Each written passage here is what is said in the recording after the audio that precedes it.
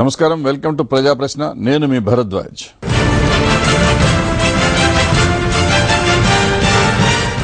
ఈ రోజు మనతో ఉన్నారు టీడీపీ సీనియర్ నేత నాగం జనార్దన్ రెడ్డి గారు. వారితో మన ప్రజా ప్రశ్న.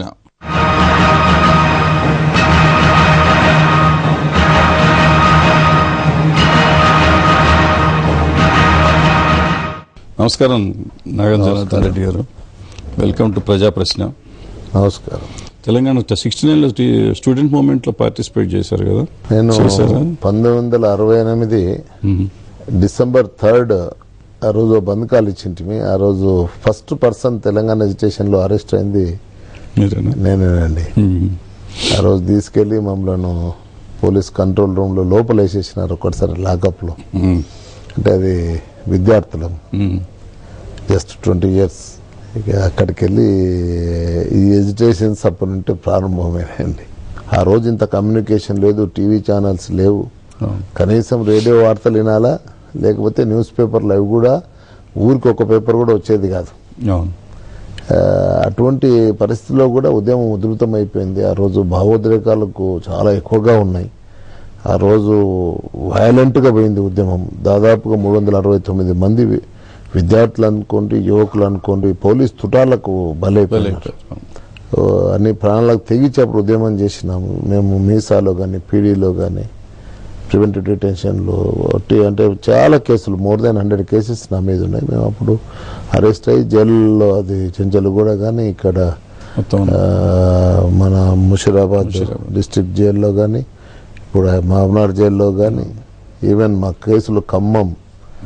మేము అరెస్ట్ అయినా 69లో మేము అరెస్ట్ అయినప్పుడు జైలు ఖాళీ లేక ఇక్కడ సంజయ్ రెడ్డి నగర్ లో స్కూల్లో ఎక్కడ పడితే ఏ ఖాళీ స్థలం దొరికితే అక్కడ అన్ని స్కూల్స్ కన్వర్ట్ అయిపోయినాయి. చాలా స్కూల్స్, ఈవెన్ డిఎంఎన్హెచ్ఓలను జైలర్స్ కింద ఇప్పుడు డిక్లేర్ చేసేసింది గవర్నమెంట్. మరి అంత ఉద్యమం చేసి అంత కష్టాలు పడ్డారు కదా, మరి ఎప్పుడైతే గెలిచినాక కూడా టీపీఎస్ ఆ రోజు విలీనం అయిపోతే మీకు ఆ యూత్ గా మీకు ఒక ఫీలింగ్ వచ్చి ఉంటుంది కదా, ఎట్లాంటి అట్లా? అప్పుడు మనం ఒక్కటి భరద్వాజ్ గారు, అప్పుడు ఉద్యమం ఉవ్వెత్తున నడిచింది. 10 నెలలో 11 నెలలో నడిచింది. 69 తోటి ఉద్యమం కొంత చల్లబడ్డ. 71లో ఎలక్షన్స్ అయినాయి. బంగ్లాదేశ్ వార్ తర్వాత ఆ గెలిచిన 3లో మొత్తం 377 సీట్లు, పార్లమెంట్ సీట్లు ఇందిరాగాంధీ స్వీప్ చేసింది. కానీ తెలంగాణలో 14కి 10 సీట్లు టీపీఎస్ గెలిచింది. అంటే ఇలా చాలా మంది ఏమనుకుంటారు అంటే ఇంక ఈ ఉద్యమం మీద ఆగిపోతుంది, దీన్ని ఇంకా 4 దినాలు ఇట్లే 2 ఏళ్ళు 3 ఏళ్ళు దీన్ని ఇట్లే కొనసాగిస్తే ఇంకా విసిగిపోయి మళ్ళీ సమైక్యాంధ్ర అంటారని అనుకుంటున్నారు. ఇక్కడ తెలంగాణకు అనుకూలంగా లేని పార్టీలను నామరూపాలు లేకుండా 100 మీటర్ల లోపు సమాధి చేసేస్తారు. అది మనం గుర్తుంచుకుంటే ఏ పొలిటికల్ పార్టీ కానీ మంచిది. అది తెలుగుదేశం పార్టీ అంటే ఒకటే పార్టీ కదా సార్. ఆ పార్టీలో కొంతమంది సమైక్యాంధ్ర అని, మళ్ళీ కొంతమంది ఫోరం అని పెట్టుకుని మళ్ళీ మాకు సెపరేట్ ఉండాలంటే ద్వంద్వ వైఖరి అయిపోతుంది కదా. ఇప్పుడు 2 మాటలు మీరే చెప్తున్నట్టు అవుతుంది. ఇప్పుడు డెఫినెట్లీ అండి, ఇప్పుడు ఏమైతుంది, 9 డిసెంబర్ 2009 తర్వాత పార్టీ వర్టికల్గా చీలిపోయింది. సీమాంధ్ర వాళ్ళు సమైక్యం అంటున్నారు, మా సపోర్ట్ లేకుండా. సమైక్యం అంటే దాని ఉద్దేశం ఏంటండి?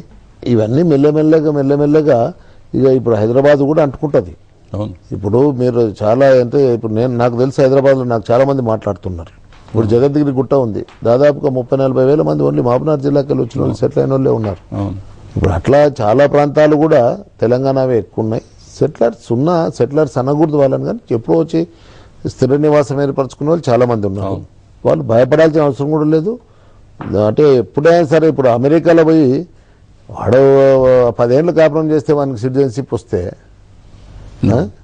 ఇక్కడ ఎక్కడికి వెళ్ళి గుజరాత్కి వెళ్ళి వచ్చినోనికి సిటిజన్షిప్ ఉంది, బెంగాల్కి వెళ్ళి వచ్చినోనికి ఉంది, కేరళకి వెళ్ళి వచ్చినోనికి ఉంది, కర్ణాటకకి వెళ్ళి వచ్చినోనికి ఉంది, తమిళనాడుకి వెళ్ళి వచ్చినోనికి ఉంది, ఆంధ్రాకి వెళ్ళి వచ్చిన వాళ్ళకి ఉంది, అందరికి ఉంటుంది. అంతేగాని దీంట్లో ఇది మనం ఏదో దీనికి వేరే ఫీల్ కావాల్సిన అవసరము వచ్చిన వాళ్ళకి ఎవరికి కూడా ఉండాల్సిన అవసరం లేదు. అందరం కలిసి ఉండాల్సిందే, దాంట్లో అది లేదు. దీంట్లో ఎవరి వ్యాపారాలు వాళ్ళు చేసుకోవచ్చు, ఎవరి ఉద్యోగాలు వాళ్ళు చేసుకోవచ్చు, ఎవరు బతుకు వాళ్ళు బతుకు. మీకు ఇంత క్లారిటీ ఉంది కదా సార్, మరి మీ పార్టీలో ఎందుకు డెసిషన్ తీసుకోలేకపోతున్నారు? నా 2 కళ్ళు అయ్యి గోడ మీద పిల్లిలాగా మాట్లాడుతున్నారు తప్ప డైరెక్ట్ గా మాకు తెలంగాణ కావాలా, తెలంగాణ కావాలని మీరంతా చెప్తున్నారు, మీ ఉన్న అందరు ఎమ్మెల్యేలు చెప్తున్నారు, మీ ప్రజలు చెప్తున్నారు, మీకు ఓటేసిన ప్రజలు చెప్తున్నారు. మా పార్టీలో కూడా మేము స్పష్టంగా అడిగితే కూడా 2000 తీర్మానం చేసినాం కదా, తీర్మానం మనమేం రివ్యూ చేయలేదు కదా, దానికే కట్టుబడి ఉన్నాం కదా. తీర్మానం చేశారు కానీ చిదంబరం గారు స్టేట్మెంట్ ఇచ్చినాక వెంటనే మళ్ళీ వెనక్కి తిరిగారు కదా. ఎన్నికకి తిరగడం అనేది కదండి, ఆ రోజు కొంత అంటే ఏదో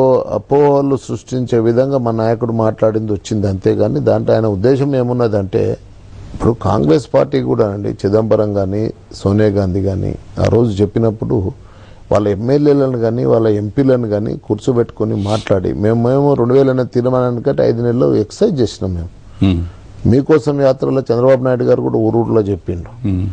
అట్లా వీళ్ళు కూడా కొద్దిగా వాళ్ళని నచ్చచెప్పుకుని ఉంటే బాగుండేది.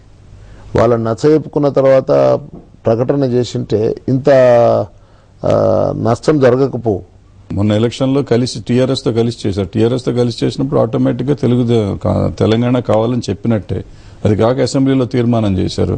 ఇంకా అప్పుడు కొత్తగా వాళ్ళకి ఎందుకు డౌట్ వచ్చింది ఆ రోజున? వాళ్ళు అది వాళ్ళని అడిగితే బెటర్, అడిగితే నేనేం సమాధానం చెప్తానండి. అట్లా కాదు, అంటే మన పార్టీ ఒకటి ఉన్నప్పుడు అందులో క్రమశిక్షణ గల పార్టీ, మిగిలిన పార్టీలు అయితే పట్టించుకోము. చాలా ఇంపార్టెంట్ పార్టీ రాష్ట్రంలో, 2 పార్టీలు ఉన్నాయి, తెలుగుదేశం కాంగ్రెస్. మేము కూడా అదే అంటున్నాం మా వాళ్ళతోటి, మనం అన్నదమ్ములుగా విడిపోతే బాగుంటుంది, విడిపోయి కలిసి ఉందాం, బాగుంటుంది, నేషనల్ పార్టీ చేసుకుందాం. లోతుగా పరిశీలించుకుంటూ పోతుంటే భరద్వాజ్ గారు చాలా బాధేస్తుంది. ఇప్పుడు నీటి విషయంలో తెలంగాణకు పూర్తిగా అన్యాయం జరిగింది.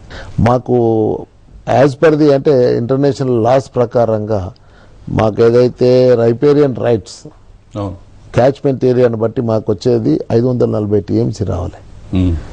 130 టీఎంసీ మాకు వస్తుంది.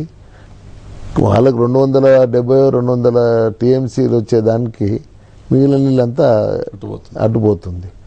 ఇప్పుడు కృష్ణా బేసిన్లో వాటర్ సాటిస్ఫై చేసినాక పెన్నార్ బేసిన్కి పోవాలి వాటర్ ఏమన్నా పోతే.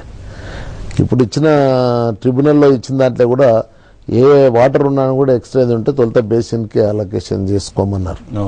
ఇప్పుడు ఇచ్చిన కొత్త లేటెస్ట్ ఇచ్చిన దాంట్లో కూడా అంటే ఇప్పుడు దాన్ని బట్టి మాకు అన్యాయం జరిగింది అనేది.